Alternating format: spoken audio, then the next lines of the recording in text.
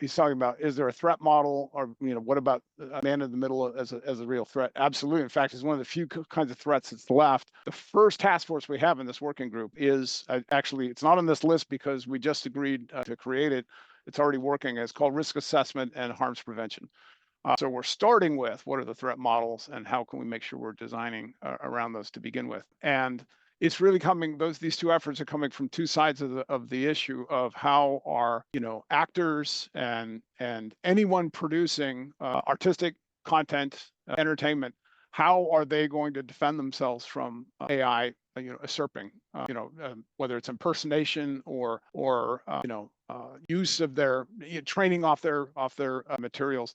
Just huge concerns around that. There's a separate working group that's part of Trust OIP called the Creator Assertion Working Group, where we're tackling how individuals, and whether artists or actors or companies, how they can sign content credentials to prove it's really them. And the First Person Project is already, we presented it 3 or 4 different of their symposiums, because that's what we're trying to solve a problem. How can people or companies that aren't giants have an easy way to establish their identity and then sign content credentials, proof it's really their content, so that they can't be impersonated. Now, I mentioned that your question was, what are the paths to adoption?